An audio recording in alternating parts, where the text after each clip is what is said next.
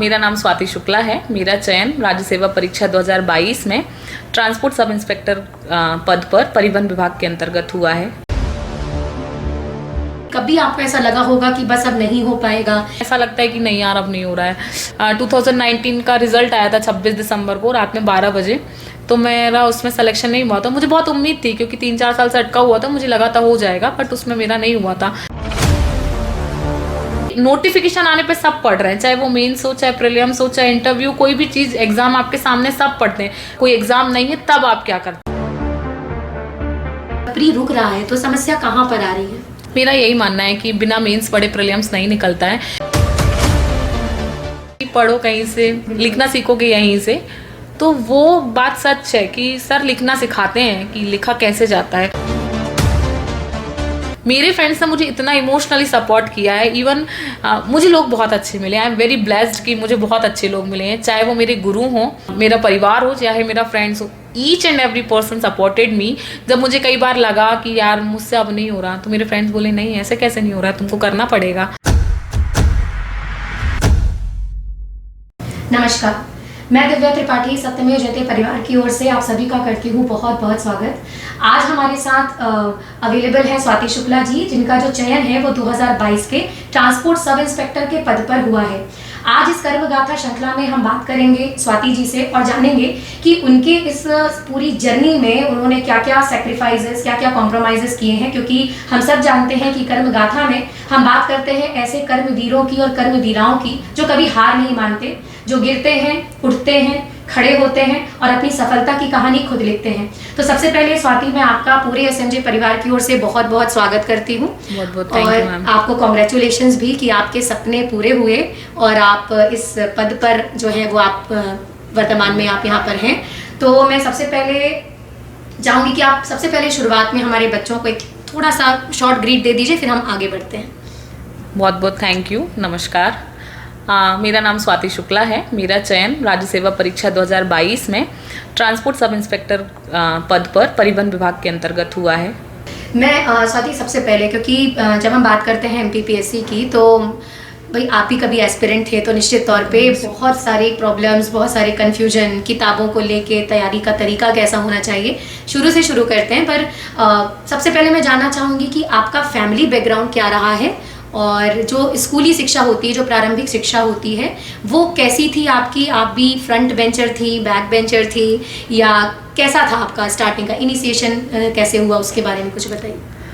मैं एक मध्यम वर्गीय परिवार की लड़की हूँ। मेरे परिवार में मेरे माता पिता, 2 बहन और 1 भाई है और मेरी दादी माँ है। मेरे पिताजी जो हैं वो ब्लॉक एजुकेशन ऑफिस में क्लर्क के पद पर पदस्थ हैं और मेरी माँ गृहिणी है। मुझे शुरू से परिवार का बहुत सपोर्ट रहा है। हम लोग आर्थिक रूप से सक्षम थे, मध्यम थे, ठीक था।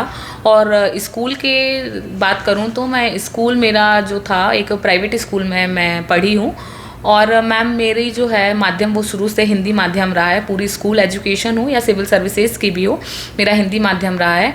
और हाँ, मैं पढ़ने में अच्छी थी, मेरे शुरू से ग्रेड्स अच्छे रहे थे, तो मुझे शुरू से मेरी मार्क्स वगैरह तो अच्छे रहे हैं स्कूल लाइफ में या कॉलेज लाइफ में। तो वैसे तो गर्ल्स जो होती हैं, बहुत ही कम ऐसा होता है कि गर्ल्स बैक बेंचर्स हों। बैक बेंचर्स में ज़्यादातर बॉयज़ ही होते हैं। सत्या, मैं ये जानना चाहूँगी कि ये जो एक ड्रीम बच्चे देखते हैं कि हमें भी अधिकारी बनना है, आपके माइंड में ये थॉट सबसे पहले कब आया? ये कॉलेज के दौरान ही आया था। मेरे फादर ने मुझे बताया था कि सिविल सर्विसेज जैसा कुछ होता है और मैंने कभी तहसील में जाके कभी तहसीलदार वगैरह को देखा था, तब मुझे लगा कि ये क्या होता है। तो मैंने मेरे पापा से पूछा था, क्योंकि मेरे पापा ब्लॉक एजुकेशन ऑफिस में हैं तो उनको थोड़ा जानकारी था, तो उन्होंने फिर मुझे बताया था। फिर मेरी एक कज़न है, वो तैयारी कर रही थी सिविल सर्विसेज की, जो कि आज डीएसपी के पद पर कार्यरत है, तो फिर उससे भी मुझे जानकारी मिली, फिर मैंने तैयारी शुरू की थी। मतलब कॉलेज के टाइम से आपने प्रिपरेशन स्टार्ट की? जी। बहुत बढ़िया। सौत्या, मैं ये जानना चाहती हूँ कि जब इस प्रिपरेशन के बारे में कोई भी बच्चा सोचता है कि अब उसे प्रिपरेशन करनी है, तो स्टार्टिंग में बहुत सारी चीज़ें छोड़नी होती हैं, या फिर एक नई स्ट्रैटेजी के लिए अगर आपको आगे पढ़ना है तो थोड़ा सा अपना पर्सनैलिटी भी चेंज करना पड़ता है, अपना रूटीन सुधारना पड़ता है। तो आपने क्या क्या बदलाव किए थे कि आपने ये चेंजेस किए और फिर आप तैयारी में उतरी? मैंने तैयारी तो पूरी कॉलेज के बाद ही की थी। कॉलेज से के दौरान मुझे इतना पता था कि लूसेंट होती है, तो मुझे थोड़ा बहुत उसका जीके का नॉलेज था, बट बेसिक मैंने अपनी स्टडी जो है ओनली फॉर सिविल सर्विसेज मैंने 2017 से शुरू की थी। जब मैं इंदौर आई थी मैंने वहाँ से अपनी यात्रा शुरू की थी। उसमें फिर मैंने इंस्टीट्यूट्स का सहारा लिया था। फिर उसमें तो जैसा मुझे गाइडेंस मिला उसके अकॉर्डिंग मैंने किया, उसका रूटीन बनाया था और उसी को मैंने फॉलो किया था। सबसे पहले हम यहाँ पे, क्योंकि 3 स्टेजेस हैं, प्री है, मेंस है, इंटरव्यू है, हम थोड़ा सा प्री से स्टार्ट करते हैं। प्री का भी अगर हम बात करें तो सिलेबस चेंज हुआ है और बहुत सारी नई चीज़ें ऐड ऑन हुई हैं। कई सारे ऐसे बच्चे हैं जो 5 साल से 6 साल से कंटिन्यूसली एग्जाम दे रहे हैं जिनका प्री क्वालिफाई नहीं हो रहा है, और नो डाउट वो बच्चे मेहनत बहुत कर रहे हैं। तो आपके हिसाब से आपको क्या लगता है कि इतना मेहनत करने के बावजूद भी अगर प्री रुक रहा है तो समस्या कहाँ पर आ रही है?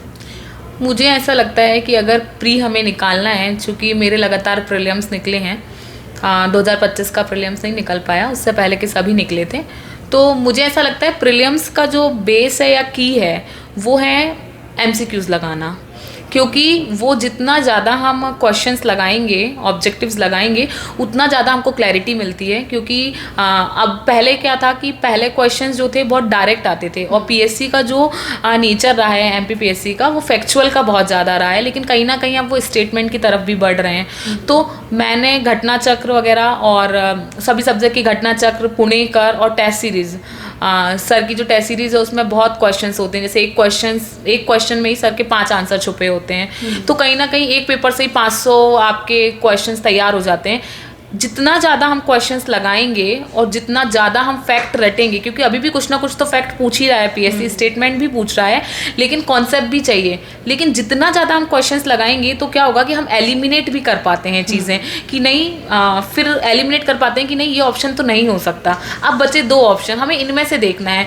तो हम अगर जैसे बोलते हैं ना कि तुक्का लगाना है, तुक्का ऐसे ही नहीं लग जाता है। कुछ फैक्चुअल चीज़ों का हम तुक्का लगा सकते हैं, लेकिन कुछ चीज़ों में ऐसा है ना कि हमको लगाना पड़ेगा कि नहीं, जैसे हम जलवायु लगा रहे हैं तो उसमें तो कॉन्सेप्ट ही काम करेगा।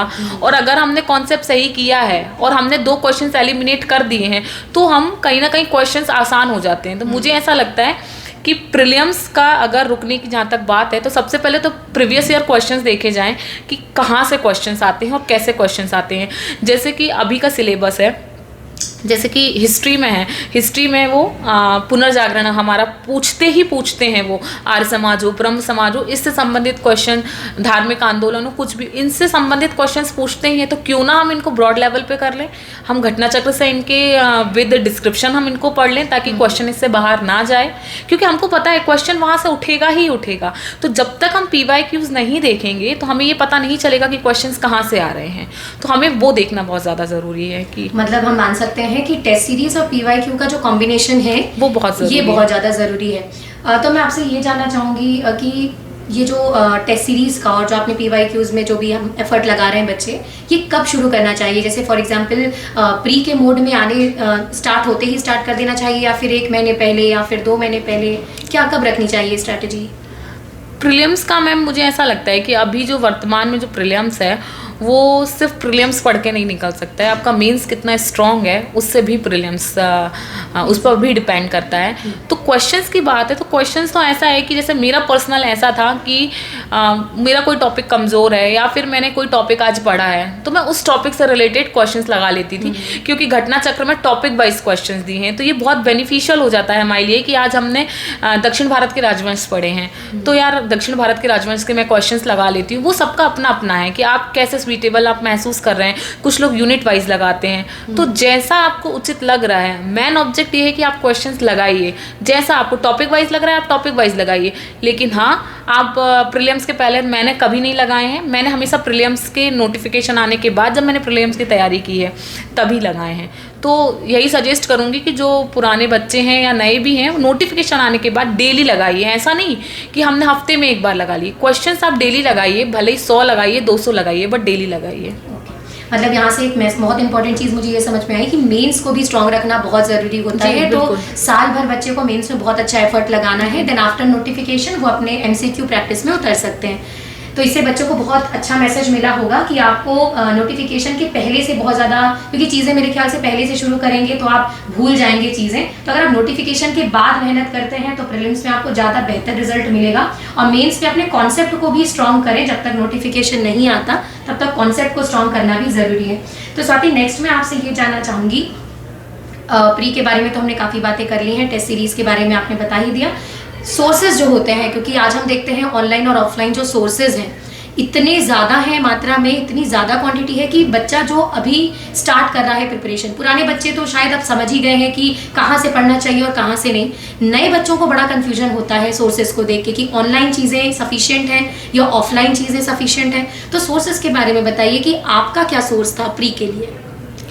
प्रीलिम्स के लिए तो मैम ऐसा है कि ऑनलाइन ऑफलाइन दोनों ही सोर्सेज बहुत ज़्यादा ज़रूरी हैं, क्योंकि मुझे ऐसा लगता है कुछ चीज़ें ऑफलाइन की जाती हैं लेकिन कुछ चीज़ें ऑनलाइन, जैसे कि हम लोग को करंट अफेयर्स है, जैसे स्पोर्ट्स का करंट अफेयर्स हुआ या कोई भी करंट अफेयर्स हुआ, हम लोग ईगरली वेट करते थे कोई ऐसा वीडियो आ जाए जिसमें पूरे ईयरली करंट अफेयर्स हो या ईयरली स्पोर्ट्स हो, तो वो बहुत बेनिफिशियल हो जाता है कि मैंने मैगजीन तो पढ़ ली, मैंने स्पीडी का करंट अफेयर्स तो पढ़ लिया, लेकिन जब मैं वो वीडियो देख लूँगी तो मुझे अगर कोई फैक्ट मेरा छूट रहा है तो वो उसमें ऐड ऑन हो जाएगा और मुझे रिकॉल हो जाएगा। तो ऑनलाइन चीज़ें बहुत काम करती हैं कि रिवीजन में बहुत काम आ जाती हैं कि आपको कहीं का कोई फैक्ट छूट गया हो, और मेरे साथ ऐसा है कि मुझे सुनी हुई चीज़ें याद रहती हैं, तो मैं कुछ चीज़ें तो प्रीलिम्स के पहले ज़रूर देख के जाती थी, जैसे कि करंट अफेयर्स हुआ, और जैसे मुझे कोई टॉपिक मुझे टफ लगता है तो मैं उसका फिर वीडियो सुन लेती थी, क्योंकि मुझे वो नॉर्मल रीड करके मुझसे नहीं हो रहा है, देन वो मैं वीडियो कर लेती थी। लेकिन हाँ, ऑफलाइन ऑनलाइन दोनों ज़रूरी हैं। अब डिपेंड आप पे करता है कि आप किस में स्वीटेबल हूँ। मुझे जैसे कि मैं लूसेंट है जैसे सपोज, तो मुझे लूसेंट में मुझे खुद की जो मैंने उसमें पेन चला दिए हैं, अब मुझे कोई बोले मैं नई लूसेंट पढ़ लूँ, भले ही मुझे रटी हुई हो, मैं वो नहीं पढ़ सकती, मुझे मेरी बुक ही चाहिए। तो सबका अपना अपना होता है, तो दोनों चीज़ ही बहुत ज़्यादा इंपॉर्टेंट है। बट करंट अफेयर्स के लिए स्पेशली या फिर फैक्ट के लिए आप यूट्यूब का सोर्स ले सकते हैं। यूट्यूब पे आज सब कुछ अवेलेबल है, कौन सा सोर्स अच्छा है वो आपको जो पसंद आ जाए आप वो ले सकते हैं। मतलब दोनों का कॉम्बिनेशन यूज़ करना बहुत ज़रूरी है, क्योंकि कई चीज़ें ऑफलाइन नहीं मिलेंगी, कई चीज़ें ऑनलाइन नहीं मिलेंगी। ऑनलाइन में ये हो जाता है कि चीज़ें अपडेटेड होके मिल जाती हैं। अब जैसे मैंने बोला ना कि मेरी लूसेंट जो है वो सपोज 1-2 साल पहले का पब्लिकेशन, अब मुझे उसमें नया ऐड ऑन हुआ है, सुप्रीम कोर्ट का कुछ जजमेंट आ गया है या फिर फंडामेंटल राइट का कुछ आ गया है, तो वो मुझे करंट अफेयर्स से मिल जाएगा, तो वो मुझे वीडियोस से मिल जाएगा। बट मेरी ज़्यादा डिपेंडेंसी वीडियोस पे नहीं थी, मेरे अपने नोट्स पे थी, बट हाँ मैं वीडियोस बहुत देखती थी। करंट अफेयर्स तो स्पेशली मेरा उसी से जाता था। ओके, तो हम यहाँ पे बोल सकते हैं अपने स्टूडेंट्स को भी कि आप दोनों का ही कॉम्बिनेशन यूज़ करें, ऑनलाइन ऑफलाइन दोनों, क्योंकि बुक्स में जब आप पढ़ते हैं तो आप बुक्स में जो चीज़ें लिखी हैं उससे आपकी प्रैक्टिस अच्छी होती है, क्योंकि वह बार बार आपकी नज़रों के सामने बुक आ रही है। पर करंट अफेयर जैसा कि बता रहे हैं स्वाति कि करंट के लिए और करंट के जो इन्फॉर्मेशन है, अपडेटेड इन्फॉर्मेशन है, वो आपको मिल जाती है यूट्यूब से। तो आप दोनों के कॉम्बिनेशन को यूज़ यहाँ पे कर सकते हैं। स्वाति, क्या आपने प्रीलिम्स में नोट्स भी बनाए थे? प्रीलिम्स में मैम मैंने नोट्स बहुत कम बनाए हैं, बट जैसे कि मैं बता रही हूँ पुनर्जागरण, वो क्योंकि उससे क्वेश्चन बहुत डेप्थ में भी आ जाते हैं और नॉर्मल भी आ जाते हैं, तो वो मैंने उसके नोट्स बनाए हैं। बाकी ज़्यादा नोट्स नहीं, ज्योग्राफी के बनाए हैं। मैपिंग मैंने सबकी बनाई है, क्योंकि माइंड मैप जो होते हैं वो बहुत ज़्यादा मुझे जल्दी याद होते हैं। जैसे हिस्ट्री है, हिस्ट्री जैसे एमपी में बहुत ज़्यादा ब्रॉड लेवल पे पूछ रहे हैं कि स्वतंत्रता आंदोलन से संबंधित हिस्ट्री भी पूछ रहे हैं और फिर रियासतें भी बहुत पूछ रहे हैं, तो कुछ चीज़ें मैंने मैप से ही पढ़ी हैं। तो geography is all about my map, it was my personal copy. और हिस्ट्री में भी जैसे कि स्वतंत्रता आंदोलन में बहुत सारे ऐड होते जा रहे हैं और डेप्थ लेवल बहुत ज़्यादा जा रहा है, तो इतना मुझे धार याद नहीं हो रहा है, तो अमजेरा याद नहीं हो रहा है, तो फिर मुझे कुछ, तो मैंने उनको मैप में कर दिया, तो ताकि मुझे वो रिकॉल हो जाए। क्योंकि प्रीलिम्स का एक नेचर है, प्रीलिम्स में जब आप बैठते हो जब एग्ज़ाम देने, तो आपको वो चीज़ें याद आती हैं, वो कन्फ्यूज़न होता है। तो कन्फ्यूज़न जब मैप आपके दिमाग में होता है ना, तो कन्फ्यूज़न नहीं होता। मेरी हिस्ट्री की मैक्सिमम कुछ चीज़ों के मैप बने हुए हैं कि नहीं ये यहाँ पे ये, तो वो यहाँ ध्यान आ जाता है कि अच्छा भागीरथ सिलावट वो यहाँ से हैं, तो वो मुझे मैप सपोर्ट कर देता था। तो मैंने ज़्यादा तो नहीं बनाए हैं, कुछ ही चीज़ों के बनाए हैं जिनसे मुझे लगता है कि मैं यहाँ से नहीं ले पा रही हूँ, कर पा रही हूँ, तो मैंने उनके बना लिए थे। मतलब मैपिंग से भी हम अपने बोल सकते हैं कि जो कन्फ्यूजन आता है दो ऑप्शन को लेकर के, मैपिंग बहुत हद तक आपकी मदद कर सकती है। तो बाकी सभी स्टूडेंट्स अगर ऐसी ही कोई प्रॉब्लम झेलते हैं कि भूल जाते हैं एट दी एंड कि कौन सा सही है, तो मैपिंग के माध्यम से आप अपने फैक्ट्स को और ज़्यादा स्ट्रॉन्ग कर सकते हैं। तो ये हमने बात कर ली प्री की और सोर्सेस के बारे में। अब मैं थोड़ा सा मेंस के बारे में जानना चाहूँगी, क्योंकि मेंस का जो सिलेबस है वो इतना ज़्यादा वास्ट है कि डेफिनेटली सबसे पहले तो मेंस के सिलेबस को जानना और समझना बहुत ज़रूरी है। और आजकल हम स्टूडेंट्स को देख रहे हैं कि वो पढ़ बहुत रहे हैं बट उन्हें अभी अपने सिलेबस के बारे में ही सारी इन्फॉर्मेशन नहीं है। तो सिलेबस को आपने कैसे सिंप्लीफाई किया और आपने मेंस का जो अप्रोच है वो कैसे शुरू किया?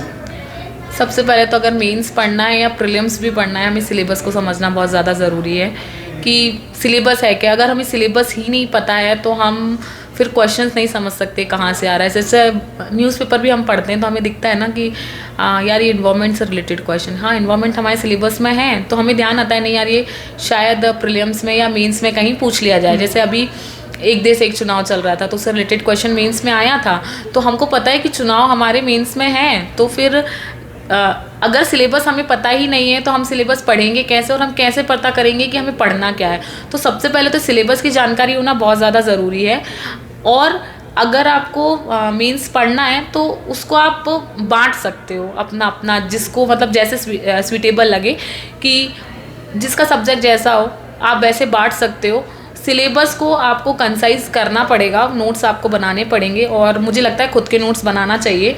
आप कहीं का भी कंटेंट यूज़ करो, इट डजेंट मैटर, आपको लैंग्वेज जहाँ की अच्छी लग रही है आप वो कंटेंट यूज़ कीजिए, लेकिन आप उसको अपने शब्दों में और अपनी राइटिंग में और अपने शॉर्ट नोट्स में बना लीजिए। क्योंकि शॉर्ट नोट्स क्या होता है कि मेंस के दौरान आपको लगता नहीं है कि ज़रूरत है, लेकिन जब वो 6 दिन जो होते हैं पेपर के उसमें शॉर्ट नोट्स बहुत काम आते हैं, क्योंकि आपके पास हार्डली 6-7 घंटे होते हैं, उसमें आपको 2 पेपर कवर करने होते हैं। और फिर जब आप वही पढ़ते हो ना तो वो छप जाते हैं आपके दिमाग में, तो अब जब आप लिख रहे होते हो तो बहुत सपोर्ट कर जाते हैं। बिल्कुल। तो यहाँ पर मेंस के लिए जैसा कि मैं समझ पाई कि किस तरीके से अप्रोच करना है, मुझे आप ये बताइए कि मेंस के सिलेबस का तो हमने समझ लिया, डिवाइड करना बहुत ज़्यादा ज़रूरी है क्योंकि बहुत वास्ट है। मेंस के लिए जो नोट्स बनाते हैं, जैसे कई बार बच्चा क्या करता है बुक लेता है और बुक में जो चीज़ें लिखी है वो एज इट इज़ उसके नोट्स में आ जाती हैं, तो प्रॉपर नोट्स कैसे बनाएं? एज इट इज़ बुक्स जैसा लिखा है वो तो हमें लिखने की ज़रूरत नहीं है, अदरवाइज़ वो बुक ही हो जाएगी। उसमें ये है कि आपको मेन फैक्ट क्या है आप उसको हाईलाइट कर लो। जैसे कि सपोज़ हम उद्योगों के बारे में पढ़ रहे हैं, तो उद्योगों के बारे में पढ़ रहे हैं, हमने शॉर्ट नोट्स में एक ही पेज में हम पूरे उद्योग लिख सकते हैं कि हमने उनका सन लिख लिया, कच्चा माल लिख लिया और हमने उनका स्थानीकरण लिख लिया।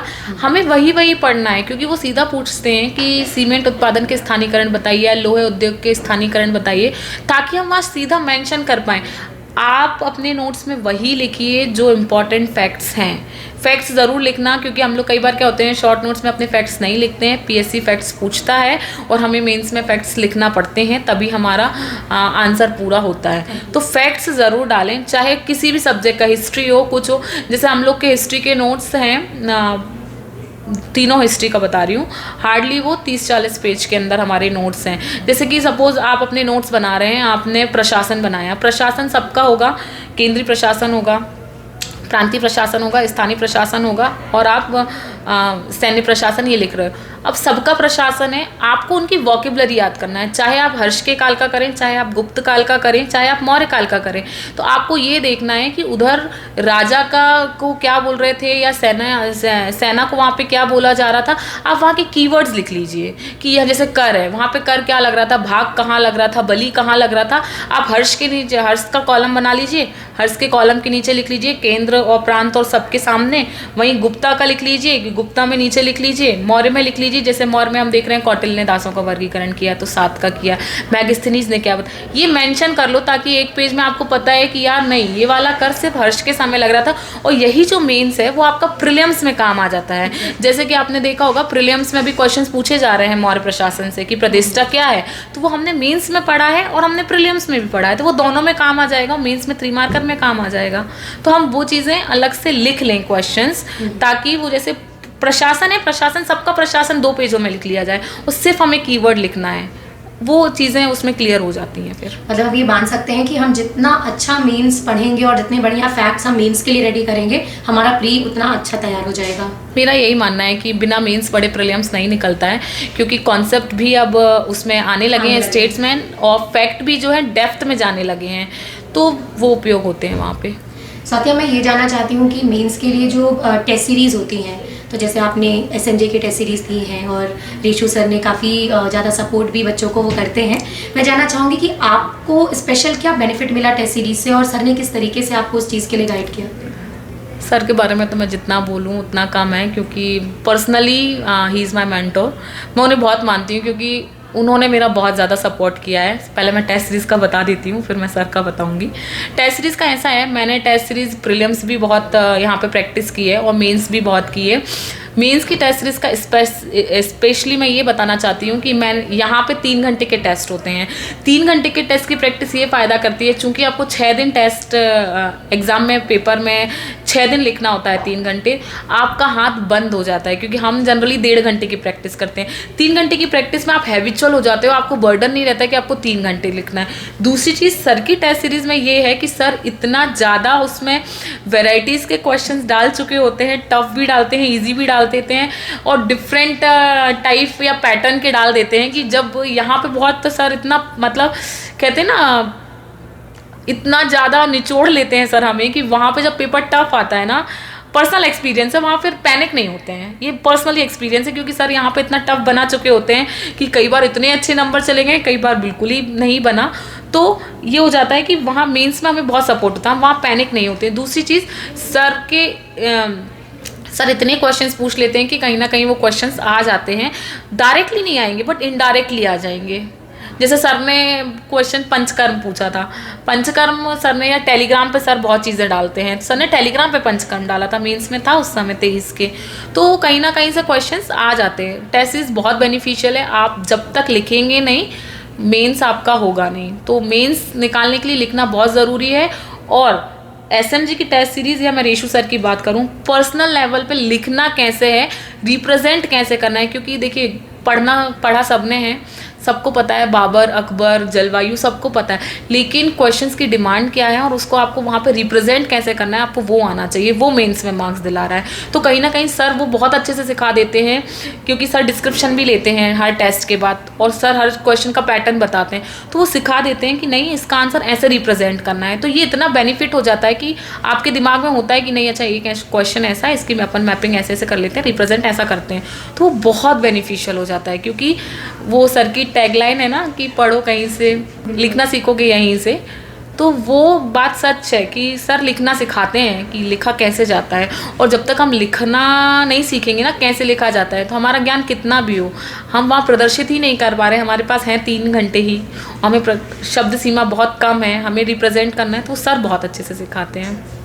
और रही बात सर की, तो मैं सर का तो मैं बताऊंगी कि सर ने बहुत मुझे इमोशनली मेंटली सपोर्ट किया है। जब मुझे जिस चीज़ की ज़रूरत लगी है सर ने मुझे वो प्रोवाइड की है, और सर ने मुझे बहुत ज़्यादा मतलब मेंटली इमोशनली सपोर्ट किया है। कई बार मतलब मेरा ड्यूरेशन बहुत लंबा हो गया, मैं 2017 से तैयारी कर रही थी, 2025 आ गया था, तो सर ने मुझे बहुत सपोर्ट किया है।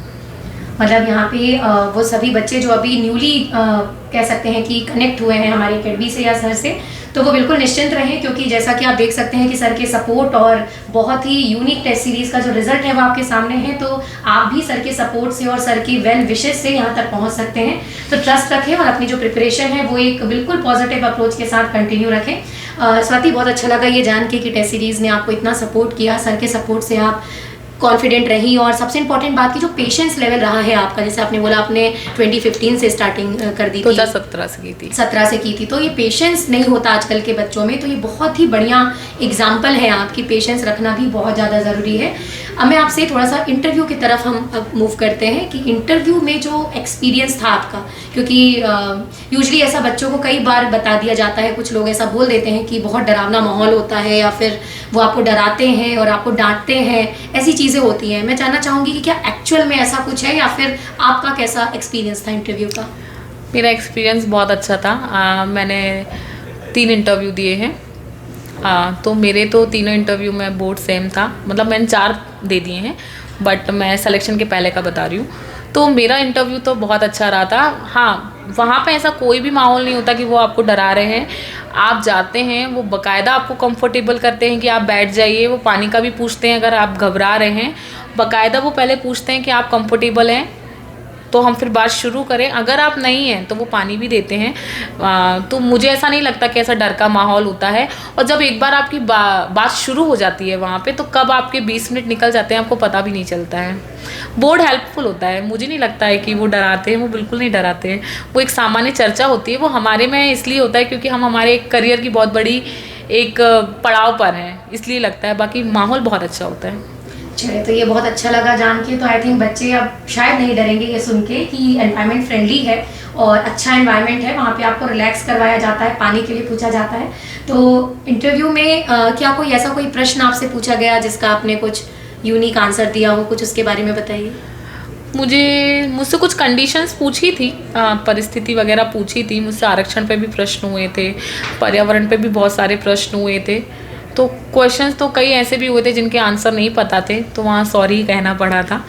बट हाँ, ऐसा कुछ स्पेसिफिक क्वेश्चन तो नहीं है, बट हाँ मुझसे परिस्थिति के 2-3 क्वेश्चन हुए थे, मुझसे आरक्षण का भी पूछा था, और भी क्वेश्चंस हुए थे। तो जो डैफ होता है, तो क्या सारे क्वेश्चन डैफ से ही थे या फिर कुछ? नहीं, मेरे क्वेश्चन से एक भी डिटेल्ड एप्लीकेशन फॉर्म से नहीं थे। मुझसे सिर्फ इतना पूछा था कि आप नर्मदापुरम से हैं, और पचमढ़ी का एक क्वेश्चन पूछा था बस। उसके अलावा मेरा कोई भी क्वेश्चन वहाँ से नहीं था। मेरा जीएस से था, जैसे पॉलिटी से बहुत था, उसके बाद पर्यावरण से बहुत सारे क्वेश्चंस थे। डिटेल एप्लीकेशन फॉर्म से मेरा तीनों बार में ही नहीं रहा।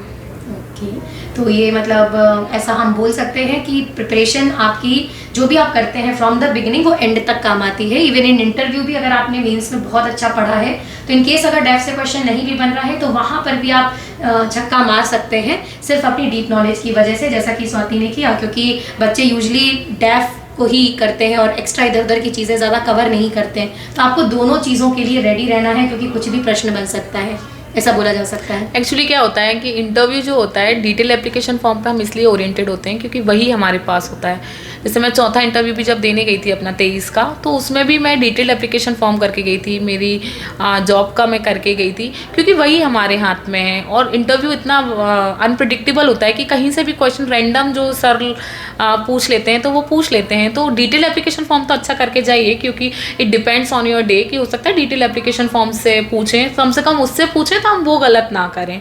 तो वो तो करना ज़रूरी है। बाकी रैंडम होता है मैम, रैंडम जो प्रश्न सर पूछ लें, उस दिन के करंट अफेयर्स पे जो पूछ लें। जैसे मेरा इंटरव्यू था चंद्रयान, जब 23 अगस्त को 2019 वाला जो इंटरव्यू था 23 अगस्त को था, जिससे चंद्रयान का जो मिशन था उस दिन था।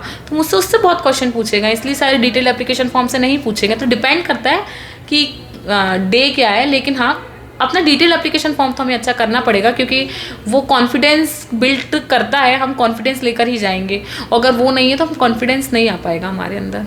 मतलब हमारी जो प्रायोरिटी है वो हमारा डैफ ही होना चाहिए, उसके बाद फिर आप और एक्स्ट्रा जो भी कर सकते हैं। ये कॉन्फिडेंस लेकर आता है एक्चुअली। तो ओवरऑल इंटरव्यू में भी काफ़ी अच्छा था आपका, जो भी आपने मुझे बताया कि एनवायरनमेंट भी अच्छा था, प्रश्न भी काफ़ी अच्छे बने। अब मैं आपसे ये जानना चाहूँगी कि जब आपका रिजल्ट आया, जब फाइनली आपने अपना सिलेक्शन देखा, तो आपने सबसे पहले किसको कॉल किया? एक्चुअली हमारा पूरा फ्रेंड्स सर्कल जो था वो प्रीलिम्स की तैयारी कर रहा था। 18 जनवरी का दिन था और 16 फरवरी को हमारे प्री था। तो हम सब ग्रुप में पढ़ रहे थे। मेरे फ्रेंड ने मेरा रिज़ल्ट देखा, तो मैं तो सुनते से ही मैं रोना शुरू कर दी थी रिज़ल्ट। फिर मुझे पता चला कि सिलेक्शन हो गया, तो मैंने अपने फादर को फ़ोन किया था और मैं बहुत ज़्यादा रोई थी। वो उनको फादर को किया था, फिर मैंने मेरी बड़ी बहन को फ़ोन किया था कि मेरा सिलेक्शन हो गया। कैसा था घर का एनवायरनमेंट, कैसा सेलिब्रेट किया? सब लोग बहुत इमोशनल थे, फादर मदर सिस्टर सभी बहुत ज़्यादा इमोशनल थे, क्योंकि बहुत लंबे समय के बाद कुछ सक्सेस हाथ लगी थी। खुशी के आंसू डेफिनेटली तो आना मतलब बनता भी है, क्योंकि वो जो एक एक्सपीरियंस होता है रिजल्ट देखने के बाद, फैमिली की आंखों में जो दिखता है वो शायद ना उसके पहले कभी कोई देख सकता है और ना ही उसके बाद। ये वो समय होता है जो अगर हम कैद कर लें तो ऐसा मोमेंट दोबारा नहीं हमको पूरी लाइफ में मिलने वाला है। मैं आपसे ये भी जानना चाहती हूँ स्वाति कि कई बार हम देखते हैं कि बच्चे बहुत ही जोश के साथ प्रिपरेशन शुरू तो करते हैं, पर फिर उनका जो फ्रेंड ग्रुप है वो कुछ ऐसा बन जाता है कि डीमोटिवेट हो जाते हैं, या एक दो बार अगर असफल हो गए तो फिर दोबारा बिगिनिंग नहीं करते हैं। मैं जानना चाहती हूँ कि डेफिनेटली आप भी एस्पिरेंट थी, कभी आपको ऐसा लगा होगा कि बस अब नहीं हो पाएगा या छोड़ देना चाहिए, तो आपके फ्रेंड ग्रुप ने या फिर आपके एनवायरनमेंट में जो भी था, आपने कैसे खुद को मोटिवेटेड रखा? एक्चुअली क्या है कि मेरे पेरेंट्स का बहुत सपोर्ट रहा है, मेरी फैमिली का।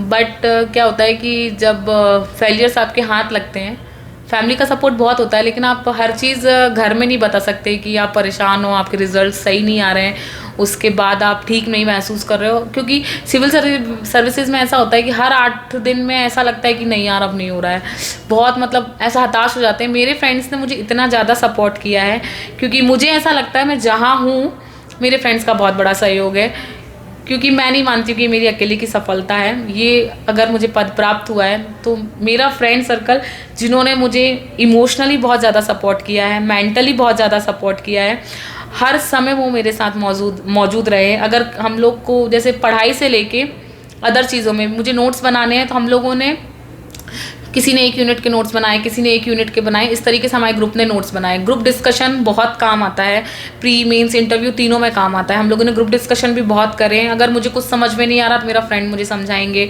और अगर उन्हें कुछ नहीं समझ में आ रहा है तो मैं समझाऊंगी। ऐसे करके हमने पढ़ाई पढ़ी है।